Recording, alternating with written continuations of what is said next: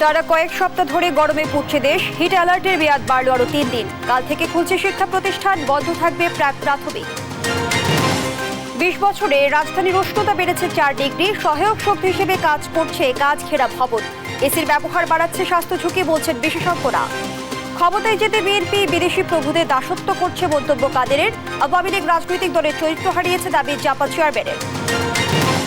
BFS ও Italy দূতাবাস কর্মকর্তাদের গাফিলতির অভিযোগ। ভিসা নিতে গিয়ে 10 মাস ধরে পাসপোর্ট ফিরে পাচ্ছেন না 20,000 অভিবাসন প্রত্যাশী।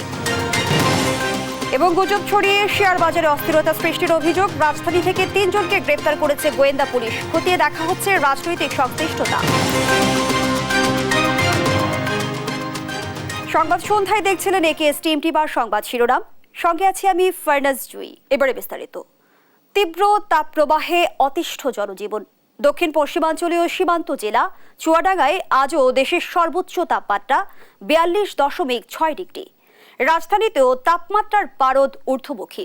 4 দিন পর হতে পারে বৃষ্টি, এমন পূর্বাভাস দিয়েছে আবহাওয়া অধিদপ্তর। চলমান হিট অ্যালার্ট বহাল থাকছে আরও 3 দিন। রোববার থেকে খুলছে শিক্ষা প্রতিষ্ঠান, তবে বন্ধ থাকবে প্রাথমিক। বিস্তারিত কায়েস রাহাতের রিপোর্টে।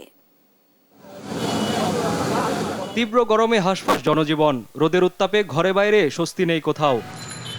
পেটের দায়ে নিত্যজাতির পথে বের হতে হয়, সেসব মানুষের কষ্টটা যেন বাড়ছেই। তীব্র তাপদাহে পিপাসার্ত পথচারীর একটু স্বস্তি যেন সড়কের পাশের এই শরবত। কতটা স্বাস্থ্যকর সেই প্রশ্ন অবান্তর। কাম করতে যেতে পুরা ক্লান্ত। কাম করে কামের গাড়া ঘোরায় যায়, 10 মিনিট কাম করা লাগে আর 20 মিনিট থাকা লাগে। এখন ভালো মন্দ বুঝি না, খাইয়ে শরীরে তো ঠিক রাখতে হবে। রোদের তেজ থেকে বাঁচতে কৃষকের মাথাল এখন শহুরে পথে। ঘেমে নিয়ে একাকার ক্লান্ত রিক্সা চালক। বর্তমান যে রোদ পড়ছে, এই রোডে খুব একটা ভালোভাবে গাড়ি চালাতে পারছে না। আগে যেভাবে ডিউটি করতাম সেভাবে গাড়ি চালাতে পারছে, 2 ঘন্টা 3 ঘন্টা চালাইলে অসুস্থ হয়ে আছি। রাজধানীর বিভিন্ন সড়কে ঢাকা উত্তর সিটি কর্পোরেশনের পক্ষ থেকে এভাবে ছেটানো হচ্ছে পানি। আবহাওয়ার এমন বিরূপ আচরণ থেকে বাঁচতে নগরবাসীকে বৃক্ষরোপণে জোর দেওয়ার আহ্বান উত্তরের মেয়রের। আমি অনুরোধ করব নগরবাসীকে যে আমরা যে গাছ লাগাচ্ছি, গত বছর আমি 80,000 গাছ লাগিয়েছি, এই বছর লাগাচ্ছি 1,20,000 গাছ। এই গাছগুলোকে লালন পালন করার জন্য আমি নগরবাসীকে অনুরোধ করব। আমাদের সিটি কর্পোরেশন দেখছে, তারপরে যার যার বাসার সামনে যদি গাছগুলো থাকে, এগুলো যদি আমরা নিজেরা যদি লালন পালন করি, তাহলে কিন্তু শহরটা কিন্তু বনায়ন হয়ে যায়। চলমান তাপপ্রবাহ অব্যাহত থাকায় রাজধানী সহ সারা দেশে হিট অ্যালার্টের মেয়াদ বেড়েছে আরও 3 দিন। মে মাসের 2 তারিখে বৃষ্টির পূর্বাভাস দিয়েছে আবহাওয়া অধিদপ্তর। বর্তমান যে তাপদাহ আছে, এটা মোটামুটি ধরেন আরও 3 দিন মোটামুটি তাপমাত্রা এরকমই থাকবে। তারপর থেকে আপনার গ্রাজুয়ালি একটু করে তাপমাত্রা কমতে থাকবে। তারপরে যেটা হবে যে আপনার 2 তারিখ থেকে দেশের উত্তর পূর্ব এবং উত্তর দক্ষিণ দিকে বৃষ্টি শুরু হবে। এটা ক্রমান্বয়ে বাড়তে থাকবে। মোটামুটি 3-4 তারিখে আশা করা যায় যে দেশের অনেক জায়গায় বৃষ্টি হবে। সেক্ষেত্রে তাপমাত্রা অনেকটাই সহনীয় পর্যায়ে চলে আসবে।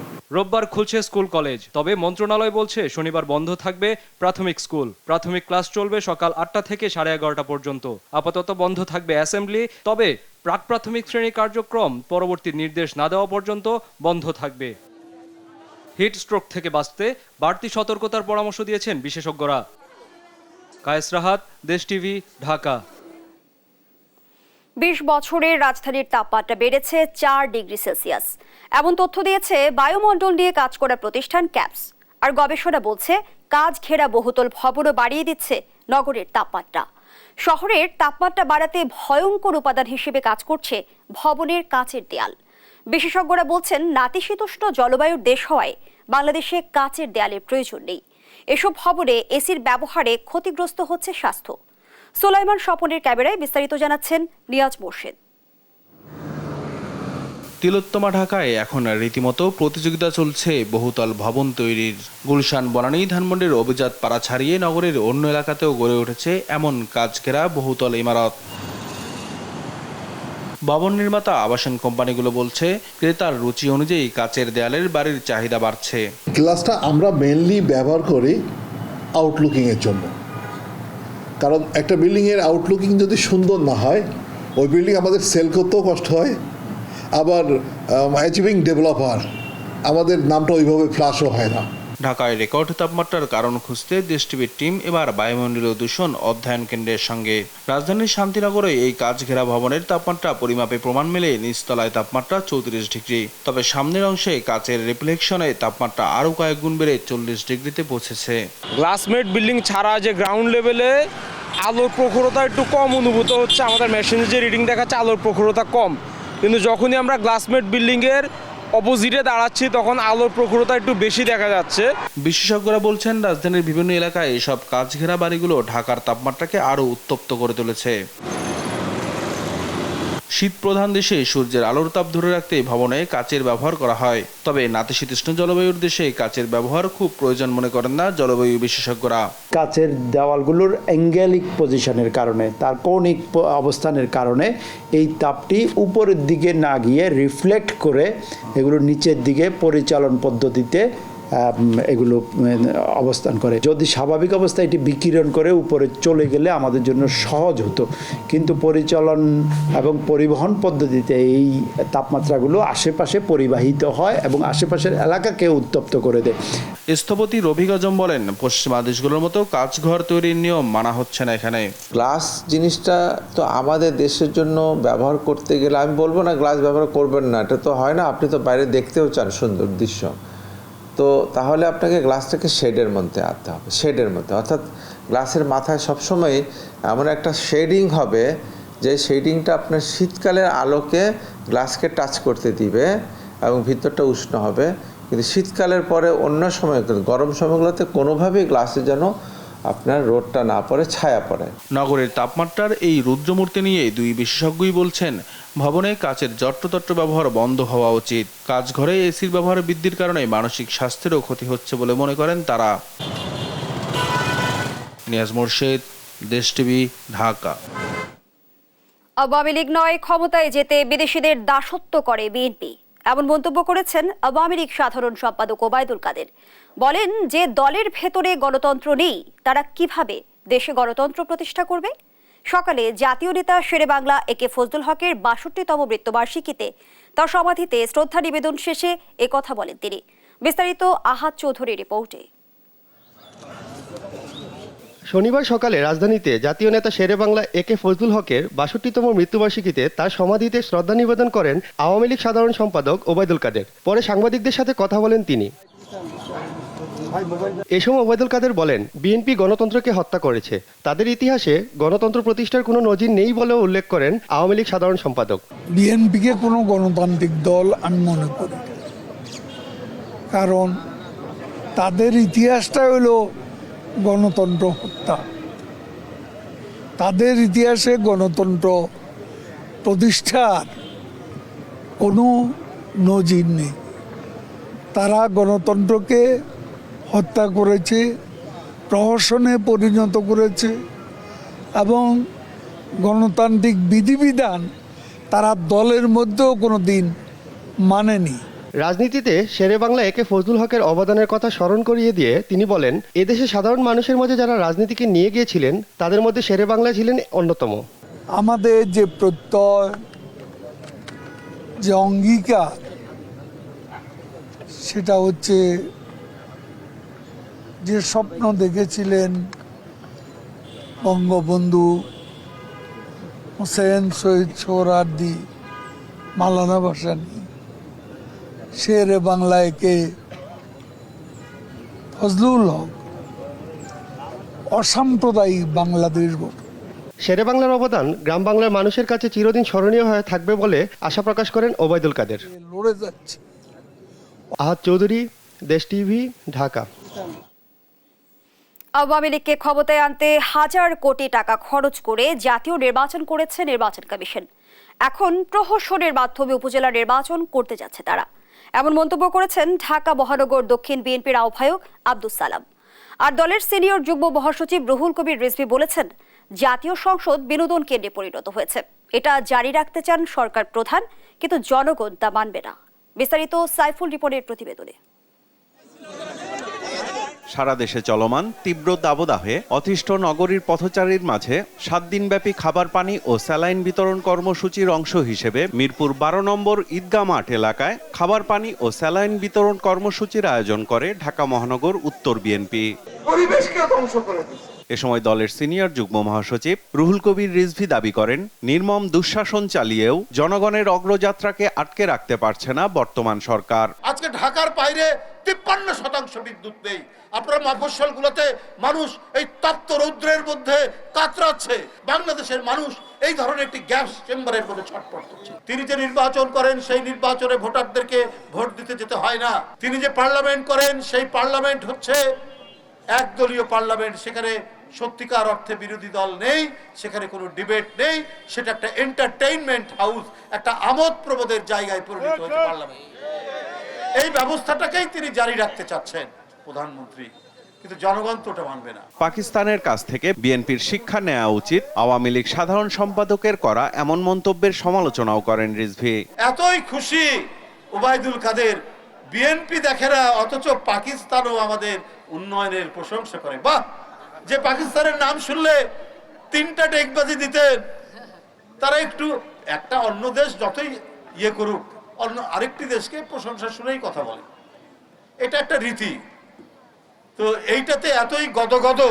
জাতীয় প্রেস ক্লাবের সামনে আয়োজিত এক অবস্থান কর্মসূচিতে অংশ নিয়ে নির্বাচন কমিশনের সমালোচনা করেন ঢাকা মহানগর দক্ষিণ বিএনপির আহ্বায়ক। এখনো হাজার হাজার কোটি টাকা খরচ করে উপজেলার চোর বাটপার লুটেরা আওয়ামী লীগের নেতারা যারা পার্সেন্টেজ খাবে, যারা টাকা খাবে কোটি কোটি টাকা, তাদেরকে নির্বাচিত সিল দেওয়ার জন্য আপনি নির্বাচনের নামে প্রহসন করছেন। জাতীয় নির্বাচনও পারেন নাই আওয়ামী লীগের কারণে, এই নির্বাচনও সুস্থ করতে পারবেন না আওয়ামী লীগের কারণে। তাই আল্লাহর রাস্তে দায়িত্বটা ছেড়ে দিয়ে বলেন যে না, এইভাবে সম্ভব না। আওয়ামী লীগ যখনই ক্ষমতায় আসে তখনই গণতন্ত্র হরণ করে উল্লেখ করে অভিযোগ করেন, প্রকৃত অপরাধীদের দমন না করে বিরোধী দল দমনে আইন শৃঙ্খলা বাহিনী ও সীমান্ত রক্ষায় দায়িত্বে থাকা বিজিবিকে ব্যবহার করছে সরকার। তোমরা তো পুলিশ দিয়ে ঠেকাও, আমাদেরকে বিজিবি দিয়ে ঠেকাও, যে বিজিবি একটা বর্ডারে থাকার কথা। সাইফুল রিপন, দেশ টিভি, ঢাকা। দ্বাদশ জাতীয় নির্বাচন ছিল ক্ষমতাসীন আওয়ামী লীগের জন্য অস্তিত্ব রক্ষার লড়াই, এমন মন্তব্য করেছেন সংসদের বিরোধী দলীয় নেতা ও জাতীয় পার্টির চেয়ারম্যান জিএম কাদের। দলের বর্ধিত সভায় অংশ নিয়ে তিনি অভিযোগ করেন, আওয়ামী লীগ রাজনৈতিক দলের চরিত্র হারিয়েছে। বিস্তারিত মাহমুদ হাসানের রিপোর্টে। শনিবার সকালে রাজধানীর ইঞ্জিনিয়ারিং ইনস্টিটিউটে জাতীয় পার্টির বর্ধিত সভার উদ্বোধনীতে যোগ দেন দলটির চেয়ারম্যান, চিফ হুইপ, মহাসচিব সহ অন্যান্য নেতাকর্মীরা। জাপা মহাসচিব বলেন, এরশাদকে একমাত্র প্রতিনিধিত্ব করে জিএম কাদের। যারা নির্বাচনের আগে দল ছেড়েছেন তারা ভুল করেছেন বলেও মন্তব্য করেন মুজিবুল হক চুন্নু। এটা বাংলাদেশে এস্টাবলিশড হয়ে গেছে যে জিএম কাদের জাতীয় পার্টিকে একমাত্র প্রতিনিধিত্ব করে গোলাম মোহাম্মদ কাদের, এরশাদ সাহেবের এবং তার নেতৃত্বে আমরা আছি। আমি স্পষ্ট করে বলতে চাই, যারা চলে গেছেন তারা ভুল করেছেন। এ সময় জাতীয় পার্টির চেয়ারম্যান ও জাতীয় সংসদের বিরোধী দলীয় নেতা জিএম কাদের বলেন, দ্বাদশ জাতীয় নির্বাচন ছিল ক্ষমতাসীন আওয়ামী লীগের জন্য অস্তিত্ব রক্ষার লড়াই। সরকারি দল বাংলাদেশ আওয়ামী লীগের অবস্থান দেখেছি, তাদের পক্ষে এটা একটা জীবন মরণের সংগ্রাম। আমার মনে হয়েছে তারা নির্বাচনে যেতেই হবে, যে কোনোভাবে নির্বাচন পার হতেই হবে, না হলে তাদের অস্তিত্ব সংকট হতে পারে। তারা জিনিসটাকে এইভাবেই নিয়েছিল। 3টি বড় পরাশক্তি পরিষ্কারভাবে এই নির্বাচনকে সফল করার জন্য তারা সম্মত এবং পরবর্তীতে সরকারকেও তারা চালিয়ে নিয়ে যেতে চায়।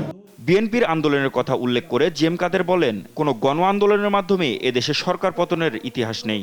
বিএনপির যে আন্দোলন চলছিল সে বিষয়ে আমার পরিষ্কার ধারণা ছিল যে এই আন্দোলন সফল হবে না। সরকার পতন কখনোই আন্দোলনের দ্বারা বাংলাদেশের ইতিহাসে হয়নি। আন্দোলন হয়েছে, মানুষের বিক্ষোভ হয়েছে, বিক্ষুব্ধ হয়েছে মানুষ, সেটার সুযোগে অন্য একটি শক্তি এসে সরকারকে পরিবর্তন করেছে। এটা হলো বাংলাদেশের ঐতিহাসিক সত্য। বর্তমান সরকার রাজনৈতিক দলের চরিত্র হারিয়েছে বলেও মন্তব্য করেন জিএম কাদের। বর্তমান সরকারকে আমি কোনো রাজনৈতিক দল মনে করতে পারছি না, তারাও এখন রাজনৈতিক চরিত্র হারিয়েছে। মাহমুদ হাসান, দেশ টিভি, ঢাকা। দূতাবাস কর্মকর্তাদের গাফিলতিতে পথে বসেছেন ইতালি যেতে ইচ্ছুক প্রায় 20,000 বাংলাদেশি। 10 থেকে 15 লাখ টাকা খরচ করে নিজ উদ্যোগে ওয়ার্ক পারমিট এনে জমা দেওয়ার পর ভিসা তো দূরের কথা 10 মাস ধরে পাসপোর্টই ফেরত পাচ্ছেন না তারা। এসব অভিযোগের বিষয়ে মুখে কুলু পেটেছে ঢাকার ভিএফএস ও পররাষ্ট্র মন্ত্রণালয়ের কর্মকর্তারা। বিশেষজ্ঞরা বলছেন দায়ীদের শাস্তির আওতায় আনা না গেলে হুমকিতে পড়তে পারে সরকারের শ্রমবাজার সম্প্রসারণের উদ্যোগ। আজিজুর রহমান কিরণের রিপোর্ট। কতদিন সহ্য করবো আমরা, মানে আমাদের অবস্থা খুব খারাপ, নাজেহাল অবস্থা। আমরা সবাই ঋণ টিন করে টাকা দিছি, কিস্তি তুলে টাকা দিছি। বরিশালের মোহাম্মদ অপু উন্নত জীবনের আশায় 15 লাখ টাকার বিনিময়ে নিজ আত্মীয়ের মাধ্যমে ইতালি থেকে ওয়ার্ক পারমিট সংগ্রহ করেন 10 মাস আগে। এর পরের গল্প কেবলই হয়রানির।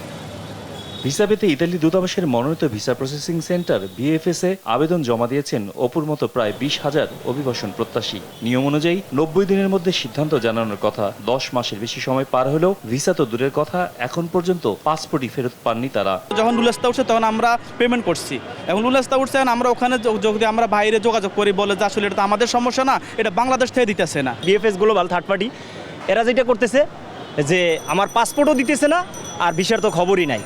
এখন এটা এই জায়গায় বিশাল চক্র জড়িত এর সাথে। পাসপোর্ট ওনারা পাচ্ছে না, প্রায় 9 মাস হয়ে গেছে।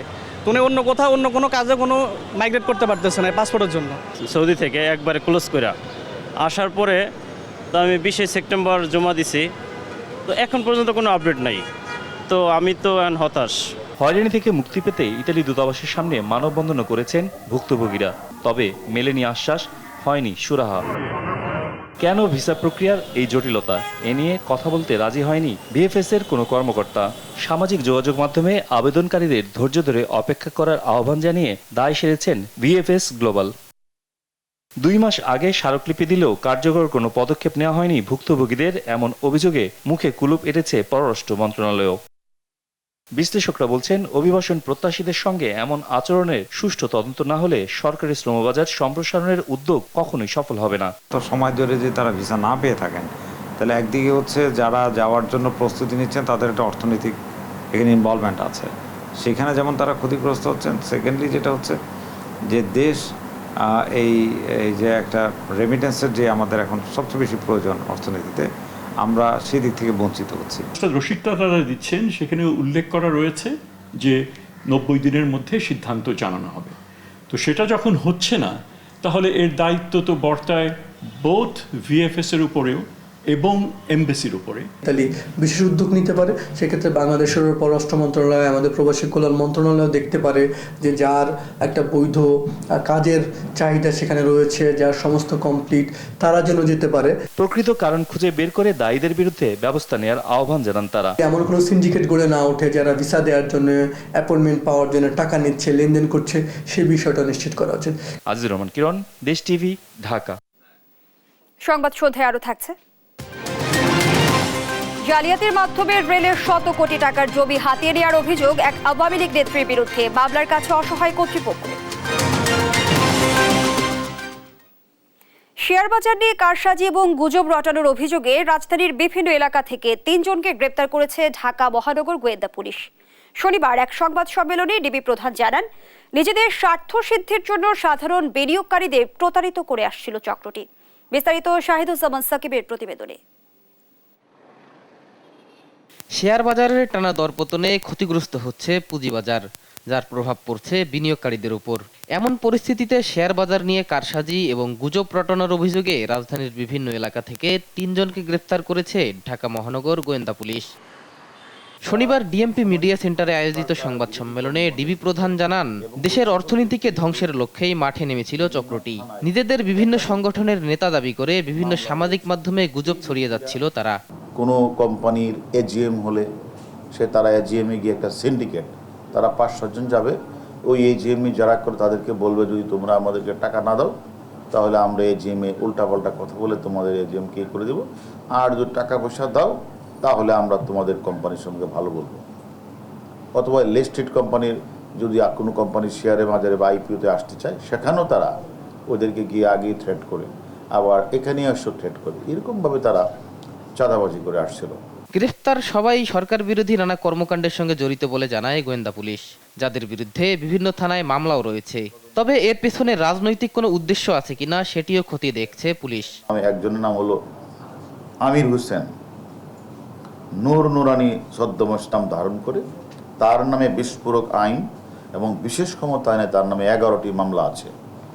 এছাড়া আরেকজন আছে নুরুল হক হারুন, বিনিয়োগকারী ঐক্য পরিষদের বিভিন্ন নাম ধারণ করে বিভিন্ন সদস্যদের একত্রিত করে, হ্যাঁ, এর কাজ হলো বিভিন্ন জায়গাগুলোতে চাঁদাবাজি করা। তাদের সাথে আর কার কোন কোন কোন চক্র জড়িত, এই সকল চক্র যারা জড়িত রয়েছে তাদেরকে আমরা ধরে এনে আইনের আওতায় এনে আমরা বাকি তথ্যগুলি বের করবো যে তাদের উদ্দেশ্যটা কি। শেয়ার বাজারের এমন গুজব রুখতে এখন থেকে নিয়মিত সোশ্যাল মিডিয়ায় নজরদারি বাড়ানোর কথাও জানান ডিবি প্রধান। শাহেদুজ্জামান সাকিব, দেশ টিভি, ঢাকা। এদিকে রাজধানীর ডেমরায় অসীম পরিবহনে আগুন দেওয়ার ঘটনায় 3 জনকে গ্রেপ্তার করেছে counter terrorism and transnational crime CTTC. আগুন দেওয়ার সময় আসামিদের ব্যবহৃত একটি গাড়িও জব্দ করা হয়েছে। গ্রেপ্তারকৃত সবাই বিএনপির রাজনীতির সাথে জড়িত বলে জানায় পুলিশ। শাহিদুজ্জামান সাকিবের আরেকটি রিপোর্ট।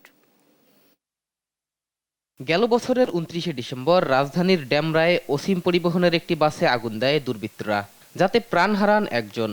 এই ঘটনার প্রায় 4 মাস পর জড়িত 3 জনকে আটক করেছে ঢাকা মেট্রোপলিটন পুলিশের counter terrorism and transnational crime CTTC.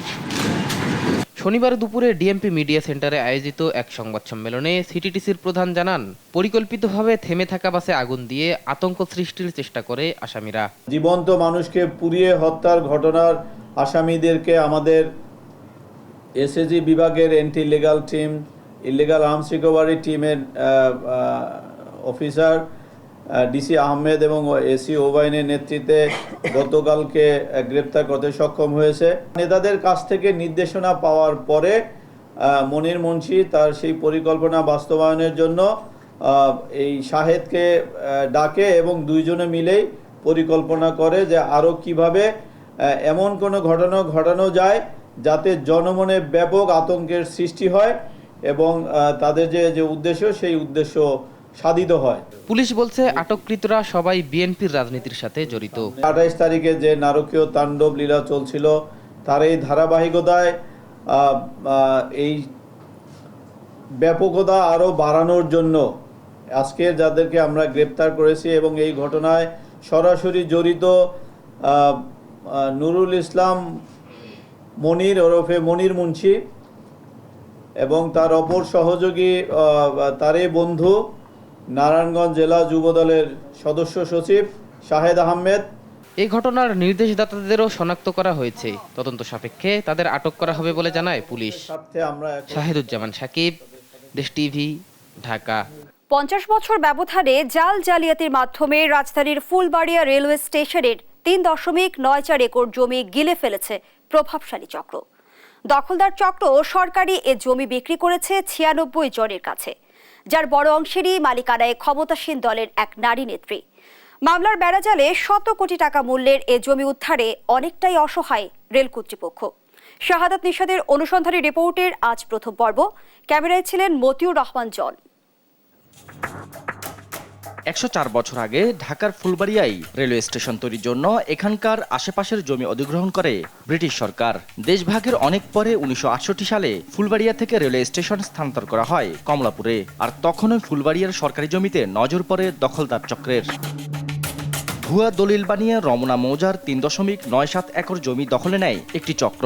Rail কর্তৃপক্ষ বলছে আনন্দবাজার এলাকার 3.97 একর জমির মধ্যে 1.10 একর বণিক সমিতিকে বরাদ্দ দেওয়া হয়। ঘটনা এখানেই শেষ নয়। রেলের জমি দখলের পর 1974 সালে উল্টো রেলওয়ে কর্তৃপক্ষের বিরুদ্ধে 2.87 একর জমি দখলের অভিযোগ তুলে মামলা ঠুকে দেন মির্জা আশরাফ নামে এক ব্যক্তি। বারবার এই সরকারি জমি উচ্ছেদে গিয়েও লাভের লাভ কিছুই হয়নি, বরং এ পর্যন্ত রেলওয়ের বিরুদ্ধে উল্টো মামলা হয়েছে 21টি। এর মধ্যে 19টির রায় রেলওয়ের পক্ষে গেলেও জমি উদ্ধারে ব্যর্থ রেল কর্তৃপক্ষ। মির্জা আশরাফের দখলে থাকা অবস্থায় এ জমি দেখাশোনা করতেন সিরাজুল নামে এক ব্যক্তি, যেখান থেকে দখলের সূত্রপাত। পরে ছলছাতুরি করে জমির মালিক বনে যান তিনিও। আশরাফ ও সিরাজের মাধ্যমেই অন্তত 96 জনের কাছে হাত বদল হয়েছে সরকারি এই জমি। বাড়ি নির্মাণের পাশাপাশি অনেকে এখানে গড়েছেন মার্কেটও। আমরা সিরাজ সাহেবের কাছ থেকে কিনে নিয়েছি। আমাদের বাড়ি ঘর দুয়ার থাকতে দেয় না, এম করে ভাঙ্গা চুরা দিত। রেলের আলা এই জিআইবিটি একটা রেলওয়ে ঝামেলা করে আর কি, এটা এই জিআইবিটি একটা মামলা আছে রেলওয়ের সাথে। আপনার বাবার কাছে মির্জা আশরাফের বাপের সম্পত্তি ওনার থেকে আমরা ওনার সন্তানের থেকে আমরা মির্জা আশরাফের সাথে কিনে নিয়েছি। বর্তমানে দখলদারদের নেতৃত্বে রয়েছেন সিরাজের মেয়ে এবং বহিষ্কৃত আওয়ামী লীগ নেত্রী ও দক্ষিণ সিটির কাউন্সিলর সৈয়দা রোকসানা ইসলাম চামেলি। দখলকৃত জায়গার বেশিরভাগই দখলে রেখেছেন চামেলির পরিবার। স্বাধীনতার এত বছরেও কেন উদ্ধার সম্ভব হয়নি সরকারি এ জমি, এমন প্রশ্ন ছিল রেলপথ মন্ত্রণালয়ের কাছে। রেলওয়ের মহাপরিচালক দেশ টিভিকে জানান, দখলকৃত জমি উদ্ধারে অভিযান চলছে। সরকারি প্রতিষ্ঠান না বাইরের লোক দখল করে আছে, এগুলো উচ্ছেদের যে প্রক্রিয়া, সেই প্রক্রিয়ায় আপনার হচ্ছে আমাদের যে কার্যক্রম সেটা তো আছে। পাশাপাশি নীতিমালা যেটা আছে সেই নীতিমালাটাকে নতুন করে আরেকটু ভালো নীতিমালা তৈরি করারও কাজ প্রায় শেষ পর্যায়ে আছে। আমাদের একটা সফটওয়্যার আমরা ইতিমধ্যে ডেভেলপ করেছি, যেখানে টোটাল ভূমি কি কারা কারা ব্যবহার করতে, কতটুকু ব্যবহার করতে, বৈধ অবৈধ ডিটেলসটা একটা সফটওয়্যারের মধ্যে, যেটা আমরা পাইলট প্রজেক্ট হিসেবে লালমনিরহাট ডিভিশনে বাস্তবায়ন করেছি এবং সারা বাংলাদেশ রেলওয়েতে আমরা সরাসরি এটা বাস্তবায়ন করব। এর আগে আনন্দবাজার রেলের জমি উদ্ধারে 2007 ও 2011 সালে অভিযান চালালেও দখলদারদের বাধার মুখে পড়ে ফিরে আসতে হয়েছে রেলওয়ে কর্তৃপক্ষকে। শাহাদাত নিশাদ, দেশ টিভি, ঢাকা। সংবাদ সন্ধ্যায় আরও থাকছে। গাজায় অব্যাহত ইসরায়েলি বর্বরতা, তেল আবিবকে অর্থায়ন বন্ধের দাবিতে বিক্ষোভে উত্তাল মার্কিন বিশ্ববিদ্যালয়গুলো, মারমুখী পুলিশ।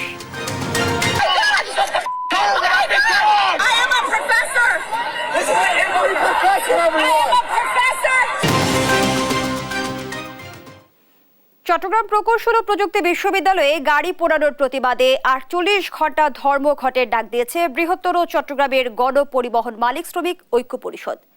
কাল সকাল 6টা থেকে পরবর্তী 48 ঘণ্টা এই ধর্মঘট ডাকা হয়েছে। শনিবার দুপুরে চট্টগ্রাম নগরের বিআরটিসি মার্কেটে সংগঠনটির কার্যালয়ে সড়ক মহাসড়কে নৈরাজ্য বন্ধ ও মালিক শ্রমিকদের জানমাল নিরাপত্তার দাবিতে এক জরুরি সভায় এই ধর্মঘটের ডাক দেওয়া হয়। বৃহত্তর চট্টগ্রাম গণপরিবহন মালিক শ্রমিক ঐক্য পরিষদের আহ্বায়ক ও হাটহাজারী পৌরসভার প্রশাসক মঞ্জুরুল আলম চৌধুরী মঞ্জু জানান, গাড়ি পোড়ানো ও সড়কে নৈরাজ্যের প্রতিবাদ সহ 4 দফা দাবি আদায়ে কাল সকাল 6টা থেকে 48 ঘণ্টার পরিবহন ধর্মঘট ডাকা হয়েছে। আন্তর্জাতিক অঙ্গনের খবর। ফিলিস্তিনে নির্মম আগ্রাসন চালিয়ে যাচ্ছে ইসরায়েলি বাহিনী। সবশেষ গাজা নুসেইরাত শরণার্থী ক্যাম্পে 2টি বোমা হামলায় নিহত হয়েছে নারী, শিশু সহ 8 ফিলিস্তিনি। আহত হয়েছে কমপক্ষে 30 জন। আর রাফায় বিমান হামলায় প্রাণ গেছে 2 শিশু সহ 5 জনের। এছাড়াও খান ইউনিসে প্রাণ হারিয়েছেন আরও 3 জন। গাজা উপত্যকার দক্ষিণে রাফাতে ইসরায়েলি হামলা অব্যাহত আছে বলে জানিয়েছে ফিলিস্তিনের গণমাধ্যম। 6 মাসের বেশি সময় ধরে চলা ইসরায়েলি বর্বরতায় এ নিয়ে প্রাণ গেছে 34,000-এর বেশি নিরীহ ফিলিস্তিনির। গাজায় ইসরায়েলি বর্বরতা এবং দেশটিকে অর্থায়ন বন্ধের দাবিতে বিক্ষোভে উত্তাল মার্কিন বিশ্ববিদ্যালয়গুলো। কলম্বিয়া থেকে শুরু করে যুক্তরাষ্ট্রের অন্তত 25টি বিশ্ববিদ্যালয়ে চলছে বিক্ষোভ। আটক হয়েছেন অধ্যাপক সহ অনেক শিক্ষার্থী। একই দাবিতে ফ্রান্সের রাজধানী প্যারিসেও বড় ধরনের বিক্ষোভ দেখিয়েছে হাজার হাজার শিক্ষার্থী। বিস্তারিত লুৎফুল কবিরের রিপোর্টে। গাজায় যুদ্ধ বন্ধে যুক্তরাষ্ট্র জুড়ে বিশ্ববিদ্যালয়গুলোতে শিক্ষার্থীদের ছড়িয়ে পড়া আন্দোলনে এক বিশ্ববিদ্যালয়ের অধ্যাপকের উপর এভাবেই চড়াও হতে দেখা যায় নিরাপত্তা বাহিনীর সদস্যদের। হাত পেছনে নিয়ে মাটিতে ধাক্কা দিয়ে ফেলে দেওয়া হয় তাকে, পড়ানো হয় হাত করা জানিয়ে রীতিমতো সমালোচনার ঝড় উঠেছে নেট দুনিয়ায়। ঘটনাটি ঘটেছে জর্জিয়া অঙ্গরাজ্যের এমরি বিশ্ববিদ্যালয়ে।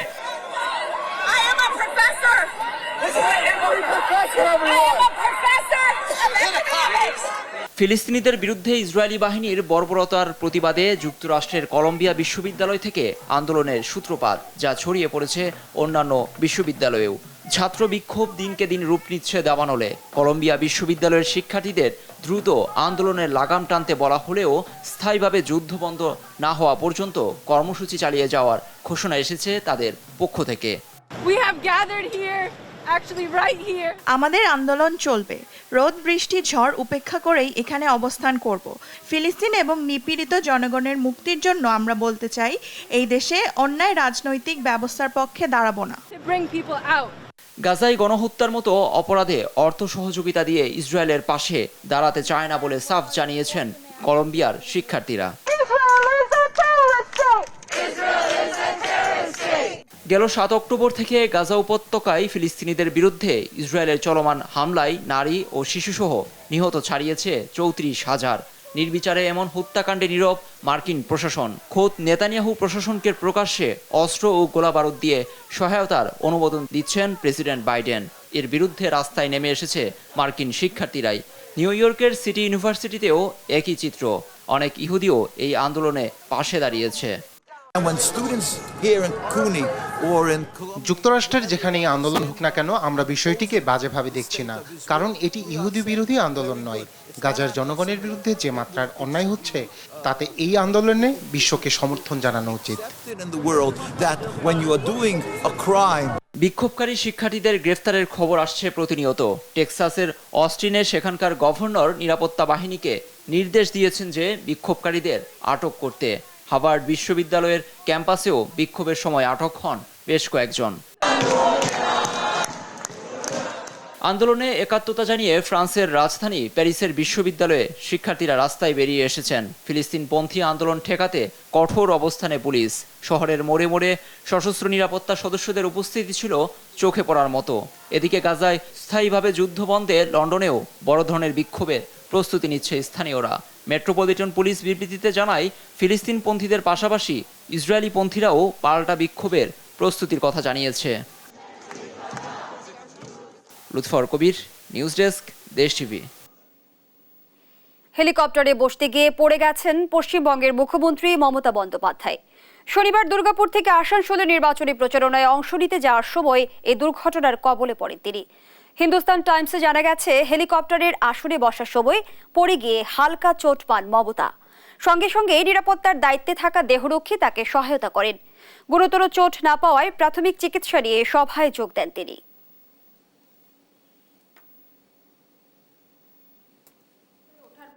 আবার চোট পেলেন মুখ্যমন্ত্রী মমতা বন্দ্যোপাধ্যায়। আমাদের ক্যামেরায় যে ছবি ধরা পড়েছে তাতে দেখা গেছে হেলিকপ্টারে উঠতে গিয়ে হোঁচট